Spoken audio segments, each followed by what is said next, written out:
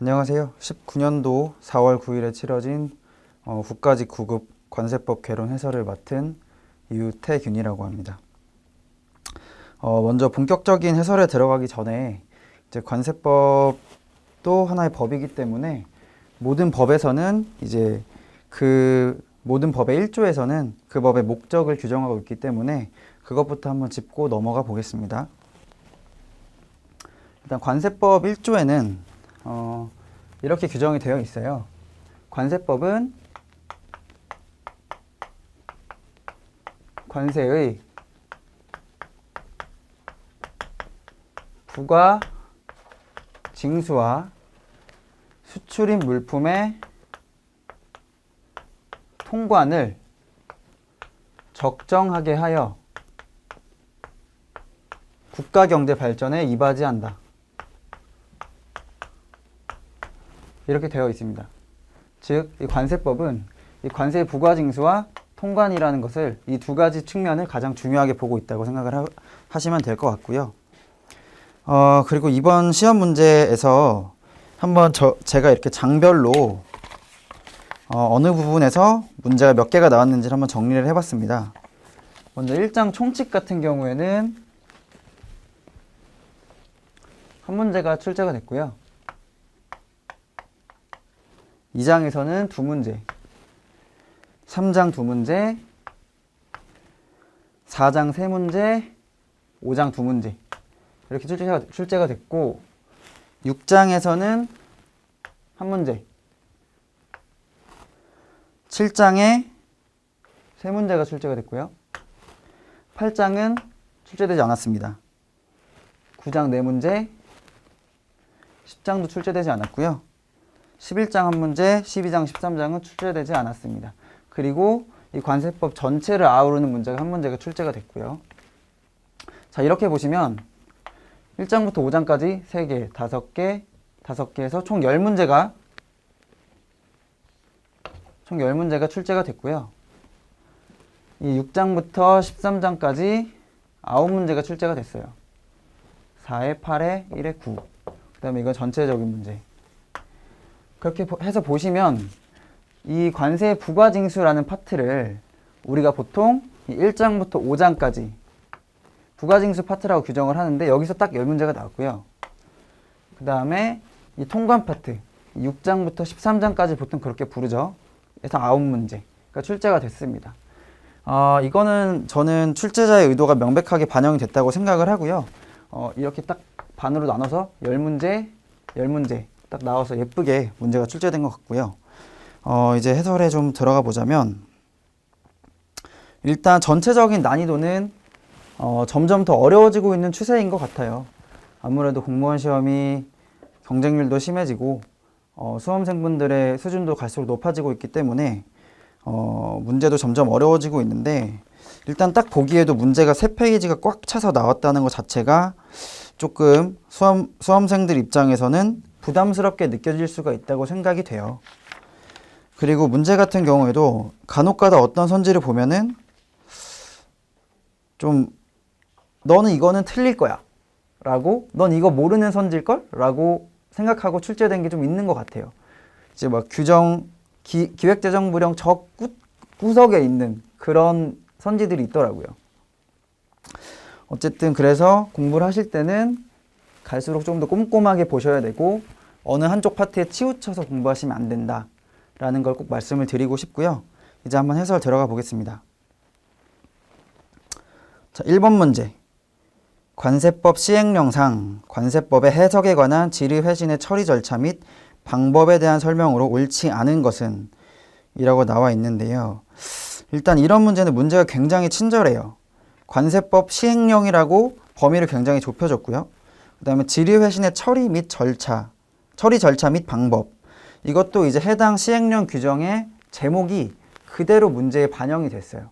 그렇기 때문에 이런 문제는 어떻게 보면은 난이도 조절을 위해서 주는 문제가 아니고 맞추라고 주는 문제라고 저는 생각이 됐습니다. 1번 문제의 정답은 4번인데요. 4번 선지 한번 보시면 관세청장은 법을 적용할 때 우리나라가 가입한 관세에 관한 조약에 대한 해석에 의문이 있는 경우에는 기획재정부 장관에게 의견을 첨부하여 해석을 요청하여야 한다. 까지는 맞죠? 그 뒤에 보시면 이 경우 기획재정부 장관은 필요하다고 인정될지라도 관련 국제기구에 질의할 수 없다. 이 부분이 잘못된 건데요. 질의할 수 없다가 아니라 필요하다고 인정되는 경우에는 질의할 수 있다 라고 바꿔주셔야 맞는 문장이 되겠습니다. 이제 이렇게 말 바꾸기 형태는 이제 객관식 문제에서는 필연적으로 수반이 되는 부분이기 때문에 저는 개인적으로 1번 문제는 굉장히 무난했던 문제라고 생각이 됩니다. 다들 잘 하셨을 거라고 생각이 되고요. 2번 문제 한번 볼게요. 관세 법령상 가산금에 대한 설명으로 옳은 것은, 이제 옳은 걸 고르는 문제가 나왔네요. 이제 옳은 걸 고르는 문제는 기본적으로 옳지 않은 걸 고르는 문제보다 좀 더 어렵다고 저는 개인적으로 생각이 돼요.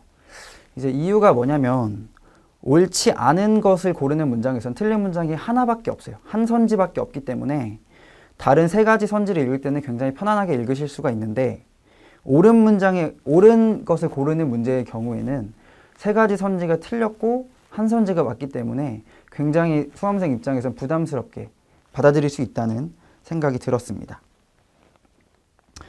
2번 문제의 답은 2번인데요. 2번만 맞는 문장이고 1번부터 한번 차근차근 보겠습니다. 1번 선지.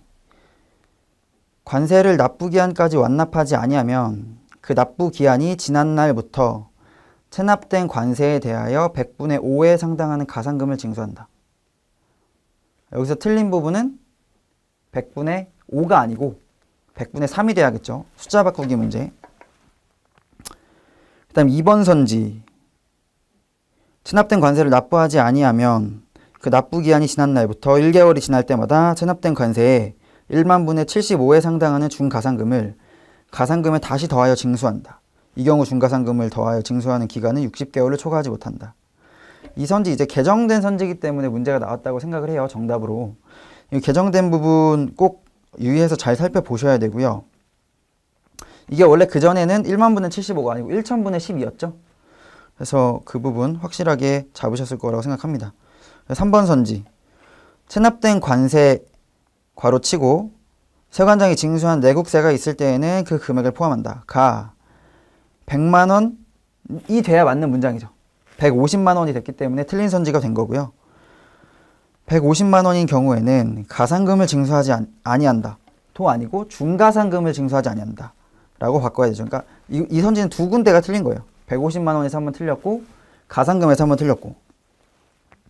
그렇기 때문에 틀린 선지 되겠고. 그다음에 4번 선지. 국가 또는 지방자치단체, 지방자치단체 조합은 제외한다. 가 아니고 지방자치단체 조합은 포함한다가 돼야 옳은 선지가 되겠죠. 직접 수입하는 물품은 가산금을 징수하지 않는다. 이것도 전형적으로 말 바꾸기 문제가 나왔다고 볼 수 있고요. 다음 문제 3번 가겠습니다. 관세법상 보세구역에 반입한 외국 물품 중 장치기간이 경과된 물품의 매각에 대한 설명으로 옳지 않은 것 고르는 문제였네요. 자, 이런 문제는 이제 딱 보면은 딱 문제를 읽으면서 떠올라야 돼요. 내가 공부했던 페이지, 그 내용이 살짝 어느 정도는 리마인드가 돼야 문제를 좀 마음을 안심을 하면서 읽을 수가 있어요.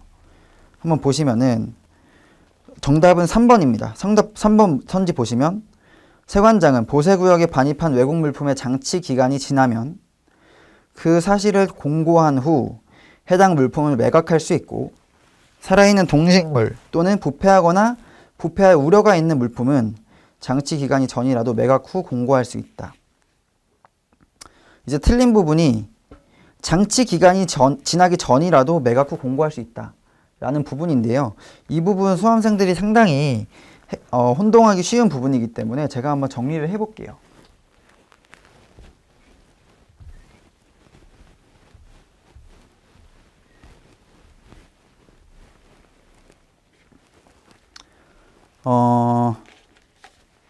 저희 고등학교 때 배웠던 집합의 개념을 한번 활용을 해보겠습니다.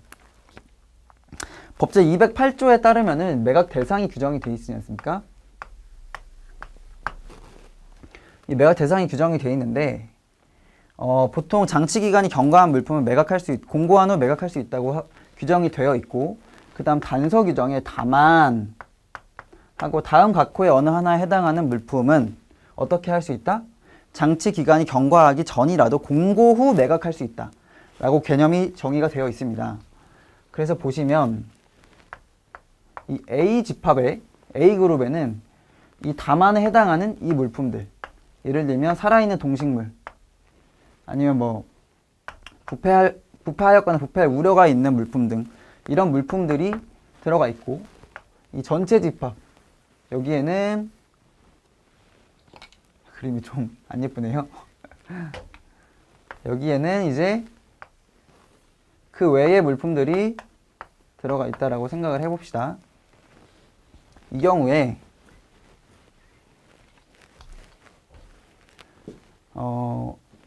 이 A에 해당하는 물품들과 이외 A의 여집합으로 하죠.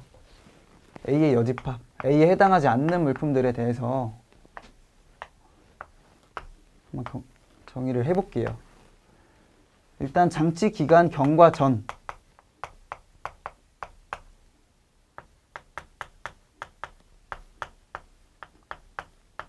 경과 전에는 어떻게 할 수 있다? 법령에 따르면 공고 후 매각할 수 있다. 이렇게 정의가 되어 있고, 그렇다면 이 A에 해당하지 않는 물품들은 매각을 할 수 없습니다. 아예 매각을 할 수 없는 물품들인 거예요. 여기에 해당하는 물품들은. 경과 후에는 동일하죠. 공고 후 매각이 가능하고, 여기도 마찬가지로 공고 후 매각이 가능한 겁니다. 그렇기 때문에 이 다만 규정은 이 부분을 설명하시는 거라고 생각하시면 돼요. 근데 우리 선지에 뭐라고 되어 있었죠? 3번 문제 3번 선지에 뒤쪽 부분에 보시면 살아있는 동식물 또는 부패하거나 부패할 우려가 있는 물품은 장치 기간이 경과하기 전이라도, 원래 맞는 문장은 공고 후 매각할 수 있다 라고 돼야죠. 선지에서는 매각 후 공고할 수 있다 라고 써 있었기 때문에 틀린 문장이 되는 겁니다. 그래서 정답 3번이 되겠고요. 4번 문제 한번 보겠습니다. 관세 법령상 합리적 기준에 따른 과세 가격의 결정에 있어서 기준으로 하여서는 아니 되는 가격에 해당하는 것만을 모두 고르면, 이제 일단 합리적 기준에 따른 과세 가격 결정이라는 이 단어를 딱 보시면 6방법 35조에 따른 과세 가격 결정 방법이라는 게 딱 떠오르셔야 돼요. 그리고 기준으로 하여서는 아니 되는 가격에 해당하는 것만, 기준으로 하여서는 아니 되는 가격, 곧 금지된 가격을 말하는 건데요. 이에 해당하는 것을 모두 한번 골라보자면 정답은 1번 기억, 니은 리을이 되겠네요. 디귿 한번 볼게요. 국제거래 시세 및 산지조사 가격을 조정한 가격이라는 단어가 쓰였는데, 이게 또 아예 없는 말이 아닙니다. 우리 합리적 기준에 따른 과세가격 결정 방법이 관세법 35조지 않습니까? 이 디귿 선지 35조 2항에 분명하게 명시가 돼 있는 워딩입니다. 국제거래 시세 및 산지조사 가격을 기초로 하여 조정한 가격이라고 명시가 되어 있기 때문에 이거는 사용할 수 있는 가격이 되는 거죠. 그래서 정답 1번 되겠고요. 5번 문제 보겠습니다. 관세법상 관세의 환급 및 분할 납부에 대한 설명으로 옳은 것은? 옳은 거 고르는 문제가 나왔네요. 정답은 1번이었어요. 수입신고가 수리된 개인의 자가사용 물품이 수입한 상태 그대로 수출되는 경우로서 수리일부터 6개월 이내에 보세구역에 반입되었다가 다시 수출되는 경우에는 납부한 관세를 환급한다. 맞는 문장이고요. 2번 선지 보시면 보세공장에서 생산된 물품이 수입신고 당시의 성질이나 형태가 변경되지 아니하고 수입신고 수리일로부터 2년이 아니라 뭐라고 고쳐야 되죠? 1년 이내에 보세공장에 다시 반입된 경우에는 그 관세를 환급한다 라고 고쳐주셔야 맞는 문장이고, 3번 문제의 경우에는 3번 선지의 경우에는 천재지변의 사유로 신고 또는 징수를 기한까지 할 수 없다고 인정할 때는 5년이 아니라 1년이 되는 거죠. 숫자 바꾸기 문제가 좀 많이 나왔네요. 그 다음에 4번 선지 관세의 분할납부 승인을 받은 물품을 용도에 사용하려는 자에게 양도하려는 경우는 양수인이 아니라 양도인에게 관세를 징수하는 법령이 규정이 되어 있고요. 그래서 이것도 어려운 문제는 아니었는데 이 분할납부의 107조에 대해서 잠깐 설명을 드리자면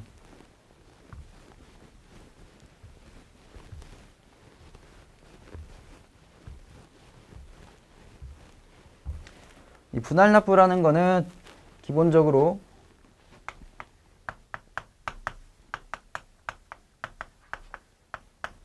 법제 107조에 규정이 되어 있습니다. 근데 여기서 1항과 2항이 나눠져 있어요. 1항은 천재지변 등이라고 해야겠죠. 에 의한 분할납부가 있고요. 2항은 이제 정책적 목적이라고 보시면 돼요. 이 정책적 목적이라는 건 뭐 산업의 진흥, 제조업의 진흥 이런 걸 생각하시면 되겠고요. 얘는 몇 년의 범위? 1년. 얘는 5년. 근데 우리 지금 문제 나왔던 5번 문제의 3번 선지는 이 두 개를 지금 바꿔서 표시를 해놨기 때문에 잘못된 선지가 되는 거고요. 또 양도하고 관련해서 설명을 드리자면 얘는 양도가 불가능해요. 분할납부 양도를 할 수 없고 얘는 양도가 가능합니다. 그 이유가 이제 법에 나와 있진 않는데 한번 본질적으로 생각을 해볼게요. 내가 받은 천재지변을 우리 집에 홍수가 났어. 우리 사업장에 홍수가 나서 관세를 정하여진 기한까지 납부하지 할 수 없는 그 천재지변의 상태를 양도가 가능할까요? 내가 홍수를 일으킬 수는 없지 않습니까? 그렇기 때문에 얘는 양도가 기본적으로 안 되는 거예요. 본질적으로.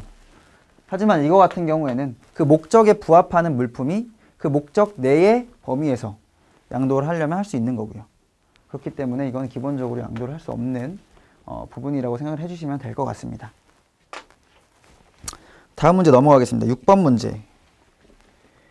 관세 법령상 외국무역선이나 외국무역기의 입출항에 대한 설명으로 옳지 않은 것은? 이 문제도 정답은 1번이었어요.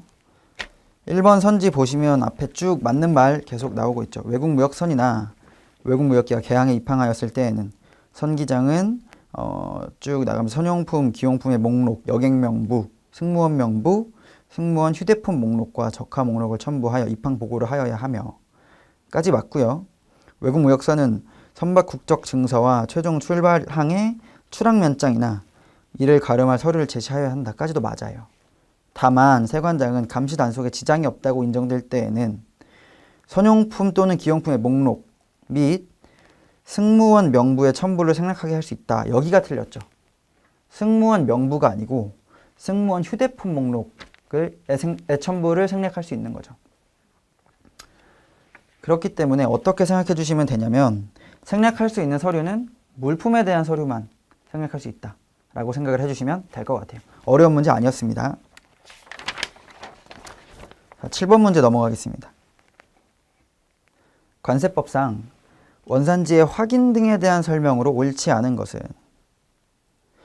여기도 이제 마찬가지예요. 관세법상 원산지의 확인 등이라는 이 문구를 딱 보는 순간 구장 통관이 딱 떠오르셔야 돼요. 떠오르면서 내가 공부했던 페이지가 좀 떠올라야 되고 그 내용들이 어느 정도는 목차로 정리가 돼야 문제를 조금 더 편하게 받아들이실 수 있으세요. 왜냐면 이 구장 통관이라는 파트가 굉장히 방대하고 양도 많고 또 복잡한 부분들이 있어요. 특히 원산지 확인 이 부분도 좀 복잡한 부분에 해당하기 때문에 그런 게 어느 정도 목차가 정리되어 있어야 이런 부분들을 이런 문제가 나왔을 때 조금 더 유연하게 겁먹지 않고 대처를 할 수 있는 그렇게 생각을 해주시면 될 것 같고요. 일단 옳지 않은 거 문제 보시면 이 문제는 정답 4번이었어요. 세관장은 복합 환적되는 외국 물품 중 원산지를 우리나라로 허위 표시한 물품의 유치 사실을 그 물품의 화주에게 통지할 때 이행 기간을 정하여 원산지 표시의 수정 등 필요한 조치를 명할 수 있고 그 명령이 이행되지 아니하면 유치한 물품을 몰수할 수 있다라고 써 있는데 틀린 부분 몰수가 틀렸어요. 이제 법 규정상으로는 몰수가 아니라 매각이죠, 매각. 이 물품을 매각할 수 있다라고 규정이 되어 있는데 이 문제는 저는 조금 어려웠다고 생각이 되는 게 말바꾸기 문제였지만 우리 아까 봤던 1번 문제 잠깐 봐주시면 1번 문제 4번 선지 보시면 틀린 부분 한번 읽어볼게요. 다시 한번. 이 경우 기획재정부 장관은 필요하다고 인정될지라도 관련 국제기구에 지류할 수 없다. 이거는 이 선지는 그냥 논리적으로 말이 안 돼요. 그냥 상식적으로 생각을 해도 질의를 못한다는 거는 말이 안 되는데 다시 한번 7번 문제 4번 선지를 봐주시면 유치한 물품을 몰수할 수 있다? 그렇지. 원산지를 허위로 표시한 물품이니까. 이렇게 논리적으로 사고를 했을 때 상식적으로 사고를 하면 충분히 맞는 문장처럼 보일 수 있어요. 그래서 똑같은 말바꾸기 문제라도 아까 1번 문제보다는 훨씬 어려웠다고 저는 생각이 되고요. 일단 이 문제는 이제 몰수라는 게 어디서 나오는 개념인지를 알면은 틀리지 않고 풀었을 수 있을 거라고 생각이 되는데 이제 몰수는 기본적으로 이제 밀수품 등 범죄하고 관련된 물품에 대해서 해당되는 개념인데요. 그 절차를 좀 간략하게 말씀을 드리면 일단은 범죄 의심 물품이 있어요. 물품을 좀 간단하게 G라고 표현을 할게요. 이 범죄 의심 물품이 있는데 얘를 조사를 해야 돼요. 근데 이걸 조사를 해보기 전에 물건이 빠져나가 버릴 수가 있잖아요. 그래서 이 물품을 압수합니다. 압수. 이건 이제 점유권을 박탈하는 거예요.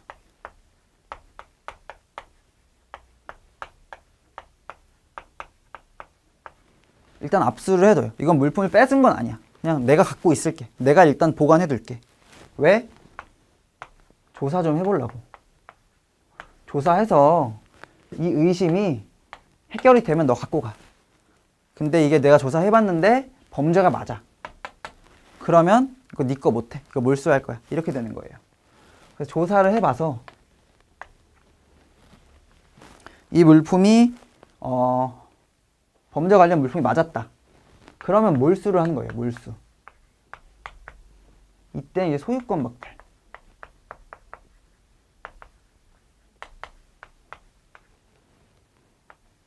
조사를 해봤는데 범죄 물품이 아니야. 이때는 물품을 다시 돌려주는 거죠. 반환. 이렇게 되는 겁니다. 그렇기 때문에 이 몰수라는 단어는 어쨌든 이 원산지의 확인 등 구장 통관의 원산지의 확인 등과는 어울리지 않는 단어이기 때문에 그렇게 생각하셨으면 풀 수 있으셨을 거라고 생각합니다. 네, 8번 문제 보겠습니다.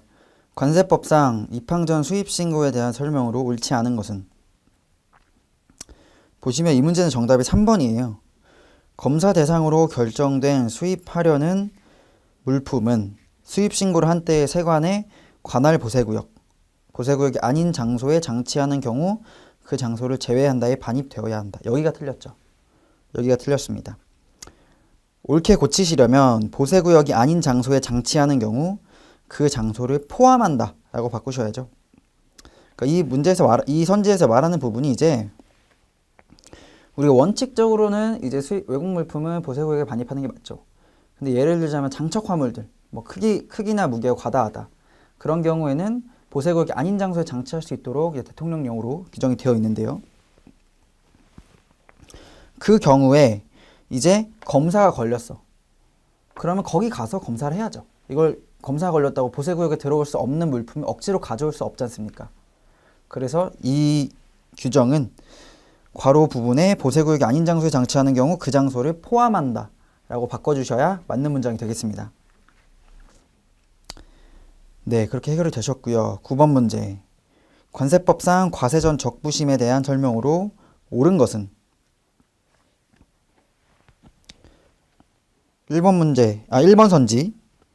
과세 전 적부심사를 청구받은 세관장이나 관세청장은 그 청구를 받은 날부터 1월 이내에 관세심사위원회의 심사 결과에 따른 결정을 하고 그 결과를 청구인에게 통지하여야 한다. 이거 1번 보고 찍으신 분들이 많으셨을 거예요, 아마. 이거는 조금 어떻게 보면 야속하게 느껴질 수 있어요. 그 출제위원들이. 1월이 아니라 법령상은 30일이라고 규정이 되어 있죠. 1개월이 아니고. 그래서 조금 야속하게 느끼실 수 있을 것 같고요. 그다음에 2번 선지 보겠습니다. 세관장은 잠정 가격으로 가격 신고를 한 납세 의무자가 대통령령으로 정하는 기간 내에 해당 물품의 확정된 가격을 세관장에게 신고함에 따라 납부하여야 하는 세액에 미치지 못한 금액을 징수하려는 경우에는 미리 납세 의무자에게 그 내용을 서면으로 통지하여야 한다. 이건 틀린 문장인데요. 이거 같은 경우는 기본적으로 과세전 적부심사의 가장 기초가 되는 게 뭐죠? 그 전 단계가 뭐냐면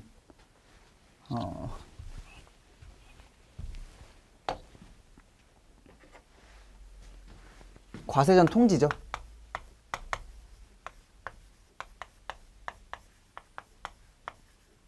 과세전 통지. 과세전 통지란 이제 너가 낸 세금이 잘못됐어. 그러니까 내가 세금을 좀 더 징수할게 라고 징수하기 전에, 과세하기 전에 미리 말을 해주는 거예요. 이 과세전 통지가 있을 때 우리 납세자는 어떻게 해야 되죠? 두 가지가 있을 거예요. 이 통지를 받고 나서 그래, 네 말이 맞아. 세관 네 말이 맞아.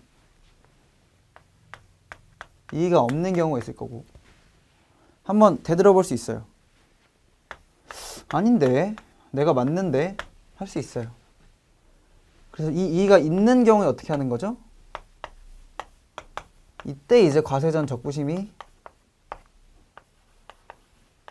청구가 되는 거죠. 이의가 없을 때는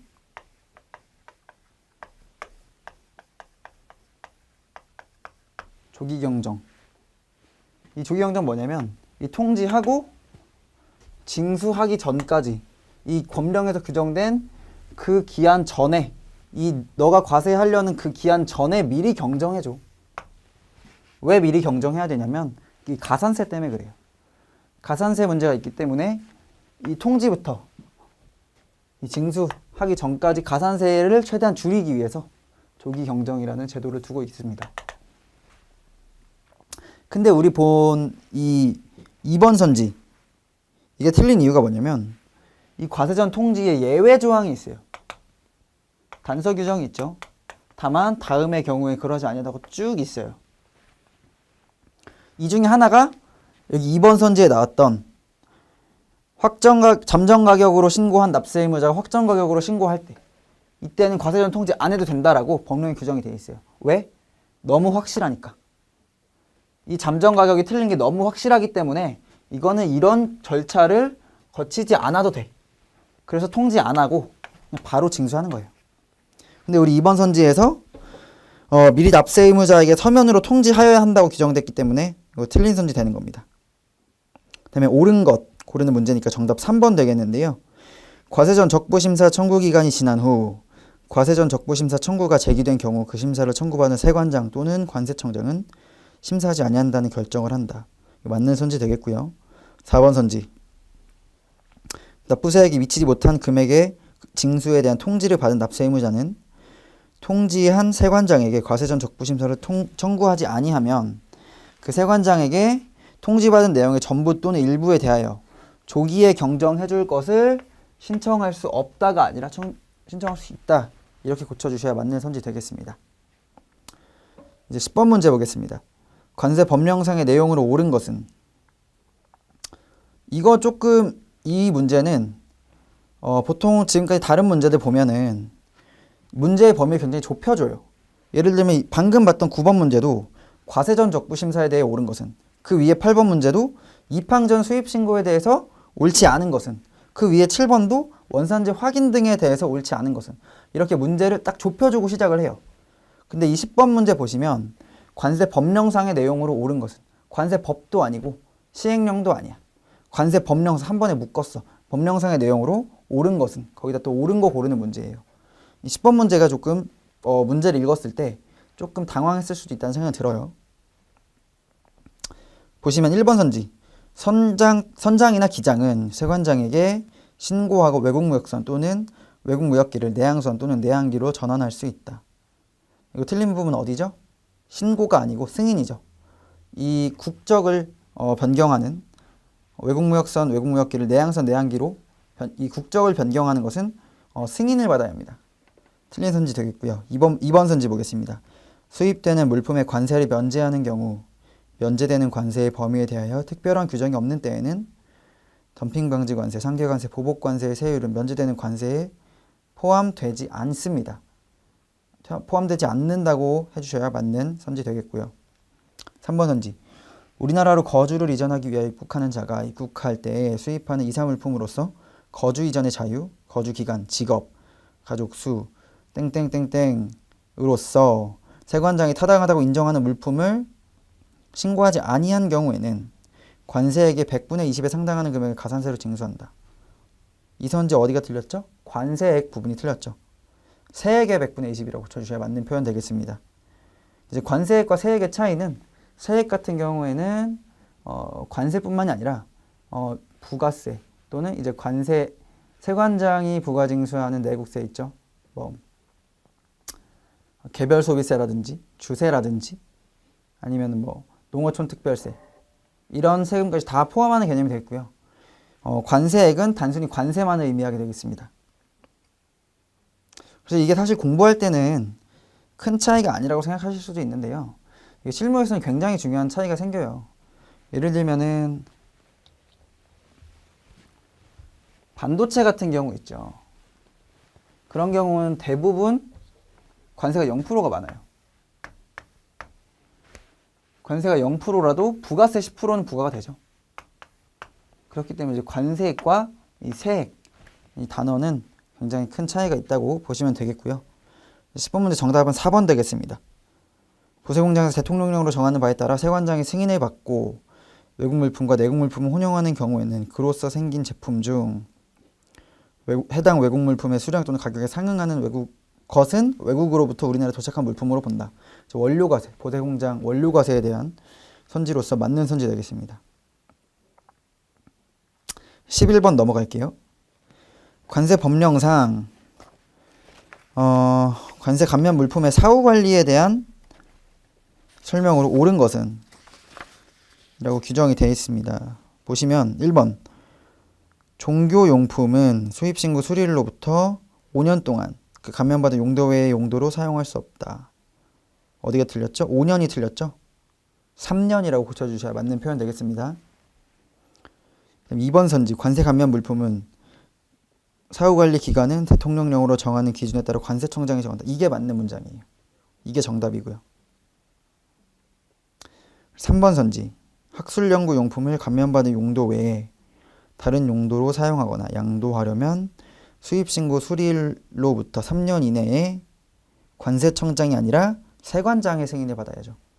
이제 관세청장, 세관장 바꾸고 뭐 기획재정부 장관, 뭐 관세청장 이런 거 바꾸고 그런 거는 이제 뭐 허다하게 출제가 됐기 때문에 다들 집중을 하고 보셔야 되는 부분이죠. 그래서 딱 이렇게 문제가 나오면 일단 객관식이기 때문에 약간 스킬이 많이 필요해요. 그래서 보시다 보면은 뭐 수리일 3번 선지 기준으로 수입신고일 수리일부터 3년 딱 이 3년에 눈이 가야 돼요. 3년 맞나? 3년 맞지. 관세청장의 승인 관세청장 맞나? 아니지 세관장이야. 틀렸네. 이렇게 되셔야 되는 거예요. 그래서 틀린 선지 되겠고요. 4번 선지 관세 감면 물품이 재해로 멸실되면 멸실된 날부터 15일 이내에 감면된 관세를 징수하는 게 아니고요. 재해로 멸실된 경우에는 징수하지 않습니다. 징수하지 않는다고 해야 맞는 표현이 되겠습니다. 그다음에 12번 문제. 관세법상 수출입 또는 반송의 신고에 대한 내용의 일부이다. 기억, 니은에 들어갈 내용으로 옳은 것은 수입하거나 반송하려는 물품을 지정장치장 또는 보세창고에 반입하거나 보세구역이 아닌 장소에 장치한 자는 그 반입일 또는 장치일로부터 30일 되겠죠. 30일 이내 괄호 치고 243조 1항에 해당하는 물품은 관세청장이 정하는 바에 따라 반송신고를 할 수 있는 날로부터 30일 이내 똑같이 30일 해서 정답 3번 되겠습니다. 이 문제는 그래도 좀 다른 문제들에 비해서 읽을 게 좀 적었어요. 보시면 문제가 다 굉장히 빽빽하잖아요. 세 페이지가 다 빽빽하게 차는데 그나마 12번 문제가 좀 그래도 마음 편하게 대하셨을 것 같습니다. 13번 문제 가겠습니다. 관세법상 납세자의 권리에 대한 설명으로 옳지 않은 것은 세관 공무원은 현행범인 납세자가 도주할 우려가 있는 등 조사 목적을 달성할 수 없다고 인정되는 경우에는 납세자 권리 헌장을 내주지 아니할 수 있습니다. 맞는 선지고요. 세관장은 3년 동안 조사받지 아니한 납세자에 대하여 신고 내용이 적정한지를 검증할 필요가 있는 경우 정기 선정에 의한 조사를 하여야 한다. 이게 틀린 선지인데요. 3년이 아니고 4년입니다. 4년. 그래서 이것도 전형적인 숫자 바꾸기 문제, 멸 바꾸기 문제에 해당하는 선지가 돼서 틀린 선지 되겠습니다. 정답 2번이고요. 넘어가겠습니다. 14번 문제. 관세 법령상 통관의 제한 등에 대한 설명으로 옳지 않은 것은 9장 통관에 나왔는데 문제를 막상 1번부터 4번까지를 보면은 이거 결국엔 지식재산권 보호에 대한 설명이죠. 지식재산권 보호하는 그 통관 단계별로 나눠지는데 잠깐 제가 간단하게 설명드릴게요.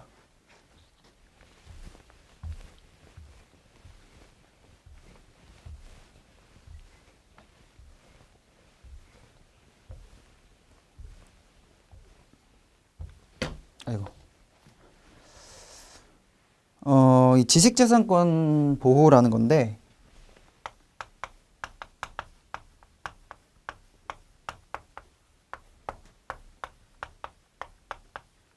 기본적으로 우리는 통관 전 단계에서 한번 관리를 하고요. 통관하는 단계에서 그리고 나서 통관 후에도 관리를 합니다. 우리.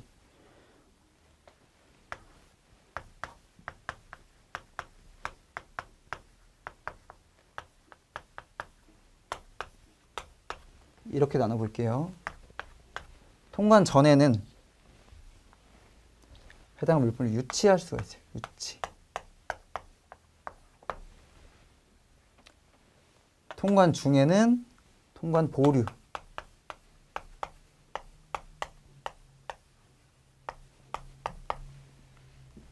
통관 후에는 우리 보세구역 반입 명령 있죠.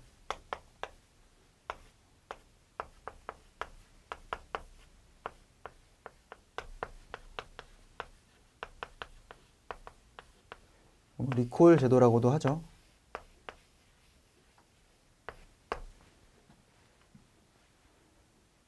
보시면 이렇게 관리를 하고 있는데 일단 이 문제 자체는 법제 235조를 기준으로 출제가 됐어요. 그래서 이 부분은 아니고 이 부분이 235조에서 출제가 됐는데 이게 법령이 어떻게 구성되어 있냐면 다음 각 호의 어느 하나에 해당하는 물품이 지식재산권을 침해하는 경우에는 통관을 보류하거나 해당 물품을 유치한다 라고 되어 있는데 이제 뭐 수출입 신고가 된 물품 수출입 또는 반송 신고 수출입 신고라고 합시다. 수출입 신고 딴 게 있고요. 그 다음에 일시양육 신고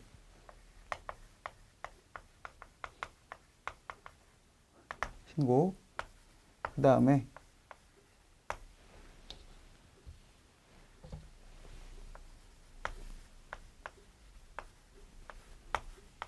보세구역 반입신고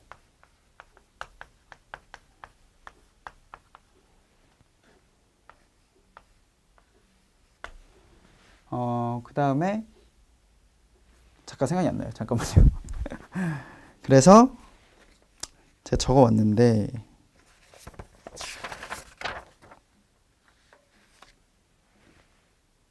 맞아요. 보세 운송신고 보세 운송신고 그 다음에 환적신고 복합환적 포함이죠. 복합환적 포함이고 이 5가지 대상에 대해서 규정을 하고 있는데요. 이 수출입 신고의 경우에는 여기에 해당하겠죠. 통관 보류. 얘는 통관 중이니까. 얘네는 통관 아직 이루어지지 않았죠. 얘네는 유치하는 겁니다. 그래서 이렇게 큰 틀을 잡고 가시면 될 것 같습니다. 그래서 선지 한번 보겠습니다. 1번. 세관장은 수출입 신고된 물품이 특허법에 따라 설정 등록된 특허권을 침해하였음이 명백한 경우에는 대통령령으로 정하는 바에 따라 직권으로 해당 물품의 통관을 보류하거나 해당 물품을 유치할 수 있다. 자, 이 문장 보시면 이제 객관식 시험의 특징인데,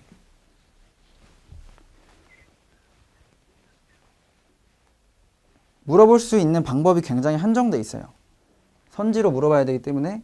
근데 그 한정된 방법으로 최대한 많이 물어보고 싶은 거야.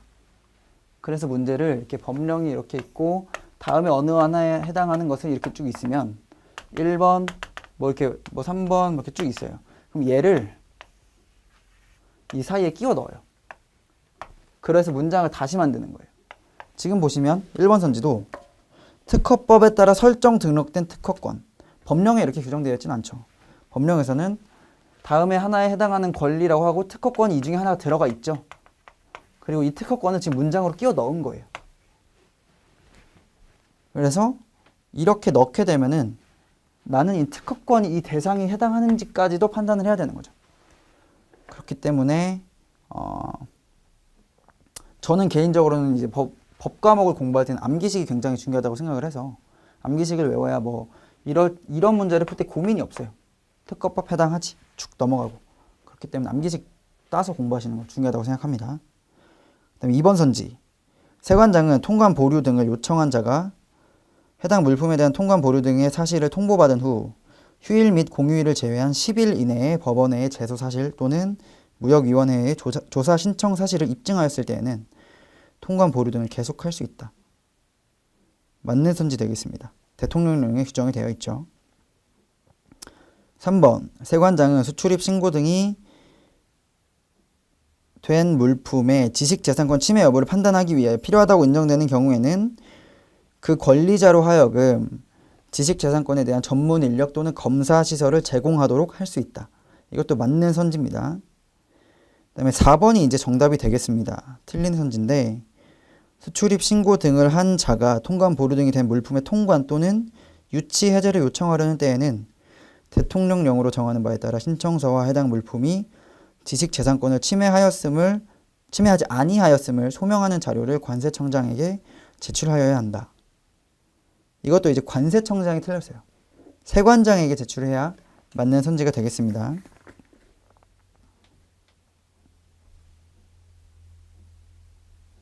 네, 그렇게 해서 정답은 4번이 되겠고요. 15번 문제 들어가겠습니다. 관세법상 벌칙에 대한 설명으로 옳은 것은 옳지 않은 것은이네요. 네, 옳지 않은 것은 정답 2번입니다.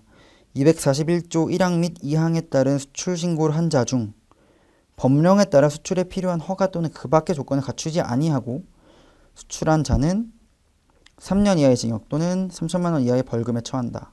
가 아니고요. 1년 이하의 징역 또는 2천만 원 이하의 벌금에 처한다. 라고 해야 맞는 선지가 되겠습니다.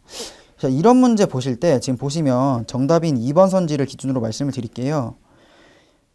여기는 숫자들 있죠. 241조 제1항, 제2항 이런 어떤 조항의 번호 이런 것까지 바꿔서 내지는 않을 거예요. 그렇게 믿어야 돼요, 우리는. 이런 것까지 우리가 외울 수는 없어요, 현실적으로. 그렇기 때문에 이런 거에 너무 신경 쓰다가 다른 거 못 보느니 이거는 그냥 있는 그대로 받아들입시다. 믿고 가서 보면은 결국엔 정답은 그 해당 처벌 내용에서 나왔죠. 그렇기 때문에 너무 세세한 부분, 뭐 이런 숫자까지 외우는 부분, 이런 것까지는 신경 쓰지 않도록 하시는 게 저는 개인적으로 추천을 드리는 방법이고요. 근데 지금 이 벌칙 문제가 지금 이렇게 굉장히 좀 단순하게 나오잖아요. 이러한 죄를 지었을 때는 이러한 범죄 구성 요건에 해당하는 경우에는 이렇게 처벌한다. 이렇게 그냥 매칭을 단순하게 시켜놓는데 이런 문제가 아니라 지금 어쨌든 시험 문제가 점점 더 어려워지고 있는 추세에서 이런 벌칙 문제의 경우에는 사례형으로 나올 수가 있어요. 사례형으로. 그러니까 뭐 이렇게 박스 안에 내용을 막 기재를 해놓는 거죠. 예를 들어 뭐 밀수다, 밀수입이다. 그 밀수입에 해당하는 사례를 적어놓고 문제에는 다음의 경우에 어떻게 처벌해야 되느냐라고 물어보는 거죠. 1번에 뭐 77, 7년 이하의 징역 뭐 이런 식으로 쭉 있다가 답이 있겠죠. 근데 이렇게 되면 문제가 사실상 두 문제가 되는 거예요. 문제가 두 개가 되는 거예요. 이거를 보고 이게 어떤 죄인지 맞춰봐. 한 문제. 그리고 이 죄일 때 어떻게 처벌하는지 한번 맞춰봐. 두 문제. 이렇게 나올 수 있어요. 충분히. 그렇기 때문에 벌칙 공부하실 때는 너무 단순하게 공부하지 마시고 조금 한번 그 문장을 조금 깊이 한번 새겨보시면서 한번 읽어보시는 게 좋을 거라고 생각을 합니다. 이런 사례형 문제도 저는 곧 나올 것 같아요. 계속 어려워지고 있기 때문에 이게 그냥 단순히 글자 수를 늘려서 어떻게 보면 속독 시험처럼 하는 그걸로는 한계가 있어요. 제가 볼 때. 이렇게 문제가 진화되는 부분도 충분히 수반될 수 있기 때문에 사례형 문제 한번 준비해 보시면 될 것 같습니다. 그 다음에 16번 문제 볼게요. 관세법상 세율의 조정에 대한 설명으로 옳지 않은 것은 정답 4번입니다. 물품 간의 세율 불균형을 시정하기 위하여 100분의 100에서 해당 물품의 기본 세율을 뺀 율을 기본 세율에 더한 율의 범위에서 조정 관세를 부과할 수 있다.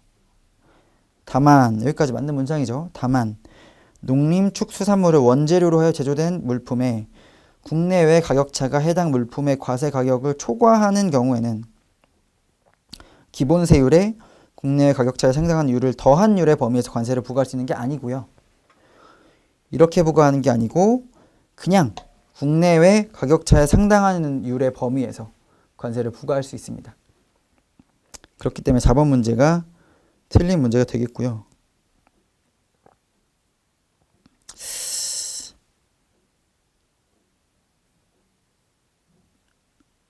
근데 이 4번 선지는 살짝은 우리가 이 선지를 봤을 때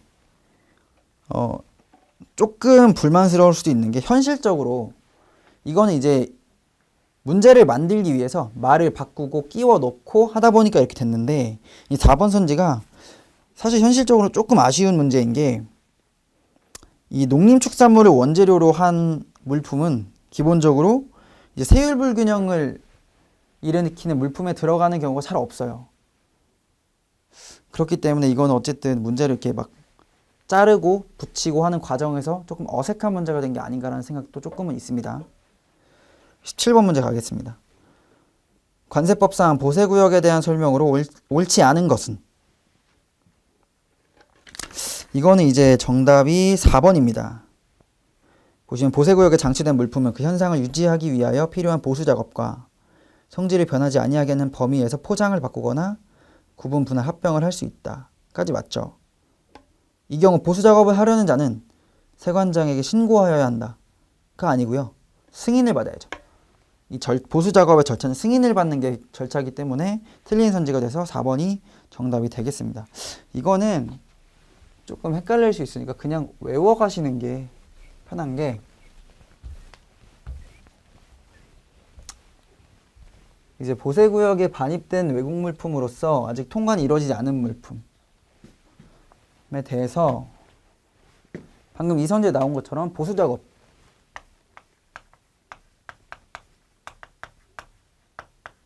보수작업을 하는 경우가 있고요.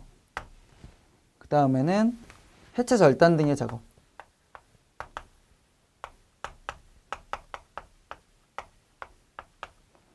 그 다음 물품 폐기하는 경우가 있고요. 폐기할 수 있고 그 다음에 견본품 반출.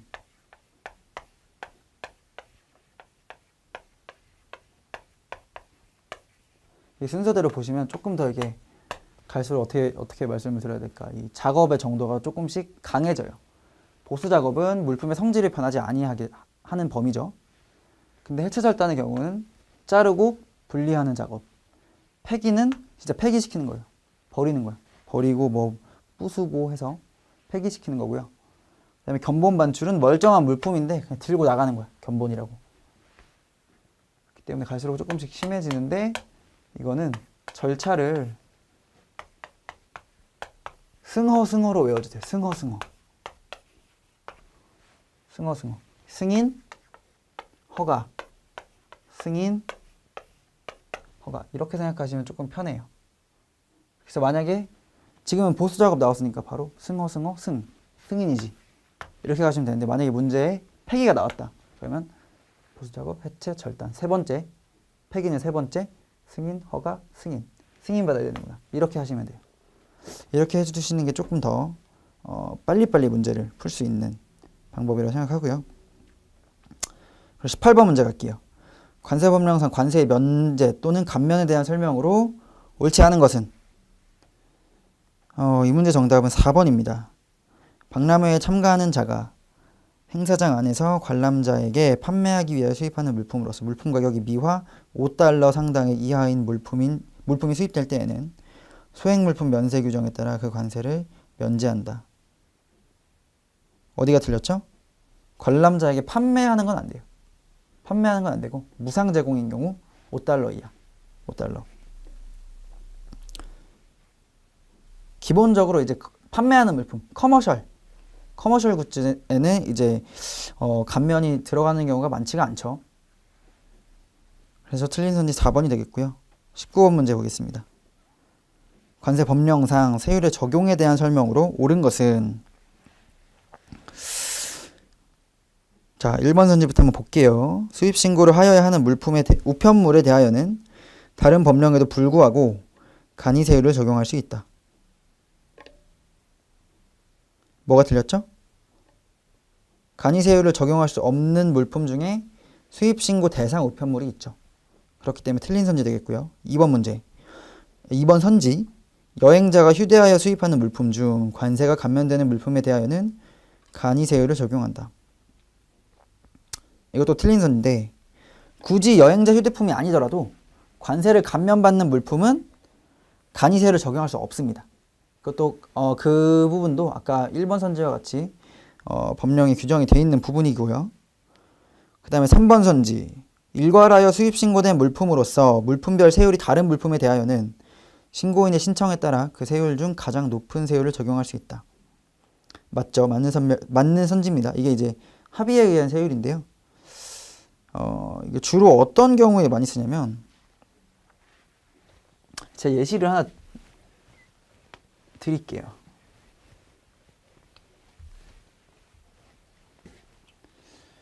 저희 회사 2층에 제가 다니는 회사 2층에 다이소가 있어요. 다이소가 있는데 이 다이소 같은 경우에 특징이 뭐냐면 굉장히 물품의 종류가 다양합니다. 물품이 굉장히 많아요. 물품이 많다는 건 그만큼 HS 3번이 다양하다는 거죠. 그거에 따른 3번이 다양하게 적용이 되고 그렇게 되면 3번마다 세율이 또 다르게 적용이 돼요. 세율이. 그러면 이 물건의 경우에는 사실상 다이소에서 파는 물품 하나하나의 가격은 굉장히 저렴해요. 또 우리가 사는 소매가보다 도매로 사오니까 더 저렴하겠죠. 이 저렴한데 세율이 달라서 일이 너무 힘든 거야. 이거 하나하나 3번 따고 너무 힘들어요. 그러니까 이게 세율이 달라져도 사실상 세액 차이는 별로 안 납니다. 크게 안 나기 때문에 일의 편의를 위해서 그냥 가장 높은 애를 써버리자. 이런 경우에 이제 합의에 의한 세율이 적용이 되는 거죠. 4번 선지. 국내에서 개발된 물품을 보호하기 위하여 수입 물품에 조정관세가 부과될 때 용도세율을 적용받고자 하는 자는 그 물품의 수입 신고를 하기 전, 미리가 아니고 이 시기가 어떻게 되죠? 수입 신고 시부터 수입 신고 수리 전까지 라고 고쳐주셔야 맞는 표현 되겠습니다. 정답 3번 되겠고요. 마지막 20번 문제 갈게요. 관세법령상 특허 보세구역에 대한 설명으로 옳지 않은 것은? 일단 정답은 3번입니다. 이 문제 좀 어려웠어요. 정답 3번인데요. 세관장은 2년간 생산되어 판매된 물품 중 수출된 물품의 가격 비율이 100분의 50 이상인 보세공장에 대하여는 2년의 범위에서 원료별, 제품별 또는 보세공장 전체에 대하여 원료과세 적용 신청을 하게 할 수 있다. 아마 이 선지 자체를 읽어보신 분이 많지 않을 것 같아요. 제 생각에는. 이게 뭐지? 내 책에 이런 게 있었나? 라는 생각이 드실 거예요. 드시는 분들이 많았을 거예요. 그래서 이 문제 좀 어려웠다고 저는 생각이 되고요. 이게 결국에는 이게 정답이에요. 이게 틀렸는데 2년이 아니고 1년으로 고쳐주셔야 맞는 선지가 되겠습니다. 이렇게 이제 1번부터 20번까지 한번 쭉 진행을 해봤는데요. 일단은 수험생분들이 시험장에서 읽어야 될 그 양이 너무 많아요. 빽빽하게 A4 용지 3장. 근데 저는 A4 용지죠. 이제 시험장에서는 안 그럴 수 있지만 3장을 꼬박 읽어야 되기 때문에 그게 상당히 부담스러울 수 있고, 그렇기 때문에 오히려 공부를 더 빡세게 해야 되는 것 같아요. 내가 이 문제를 읽고 나서 고민하지 않고 바로 답을 찍고 넘어가야 되잖아요. 우리는 시간이 또 굉장히 중요하니까. 이거 같은 경우에 우리가 20문제 푼다고 해서 20분 만에 푸는 것도 아니고 사실상 선택 과목이기 때문에 한 15분 정도 목표를 잡아야 된다고 생각을 하는데요. 이게 시간이 굉장히 없기 때문에 문제를 읽고 답을 바로 찍으셔야 돼요. 읽고 고민하시면 안 되고 답을 바로 찍을 수 있을 정도로 능력을 키우셔야 되기 때문에 공부를 조금 더 열심히 해야 되겠다는 생각이 많이 들었습니다. 이상으로 해설 강의 마치겠습니다. 감사합니다.